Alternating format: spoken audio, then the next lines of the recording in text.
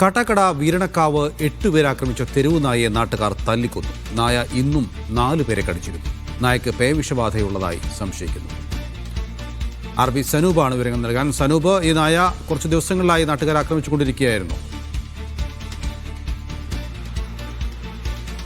നൗഫൽ, വലിയ ഭീതിയിലാണ് പൂവച്ചൽ പഞ്ചായത്തിലെ 3 വാർഡിലുള്ളവർ. വീരണക്കാവ്, അതേപോലെ ചായക്കുളം, പട്ടക്കുളം എന്നീ വാർഡിലുള്ളവർക്കാണ് ഈ നായപ്പേടിയിൽ ആകെ പ്രശ്നമായിട്ടിരിക്കുന്നത്. ഒരു വശത്ത് പാമ്പാണെങ്കിൽ മറുവശത്ത് ഇപ്പോൾ പട്ടിയുടെ ആക്രമണം കൂടി ഉണ്ടായിരിക്കുകയാണ്. ഈ തെരുവുനായ ഇന്നലെ 8 പേരെ കടിച്ചിരുന്നു. അതിനുശേഷം ഈ നായയെ പിടികൂടാൻ വേണ്ടി നാട്ടുകാർ രാത്രി വരെയും പരിശോധനയും മറ്റുമൊക്കെ നടത്തിയിരുന്നു, കണ്ടെത്തിയില്ല. പക്ഷെ ഇന്ന് രാവിലെ 7 മണിയോടുകൂടി പട്ടി വീണ്ടും രംഗത്തിറങ്ങുകയും നാട്ടുകാരെ കടിക്കുകയായിരുന്നു. 4 പേർക്കാണ് ഇന്ന് കടിയേറ്റത്. അവരുടെ പേരുവിവരങ്ങൾ: ഒരു കുട്ടിയുണ്ട്, 12 വയസ്സുള്ള കുട്ടിയുണ്ട്, രാധമ്മ 68 വയസ്സ്, സുകുമാരൻ നായർ 68 വയസ്സ്, പിന്നെ മറ്റൊരാൾക്ക് കൂടി കടിയേറ്റു.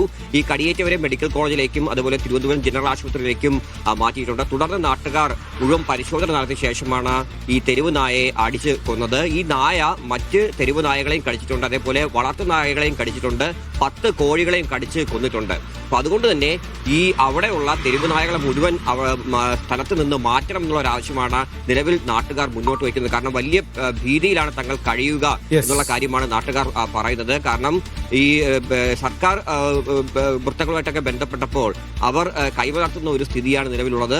അതുപോരാ, എത്രയും വേഗം ഇതിനു വേണ്ട ഒരു ശാശ്വത പരിഹാരം വേണം. ഇവിടെയുള്ള തെരുവ് നായകളെ മുഴുവൻ മാറ്റണമെന്നാണ് നാട്ടുകാർ ആവശ്യപ്പെട്ടത്. കാട്ടാക്കട വീരണക്കാവാണ് 8 പേരെ ആക്രമിച്ച തെരുവ് നായയെ നാട്ടുകാർ തല്ലിക്കൊന്നത്.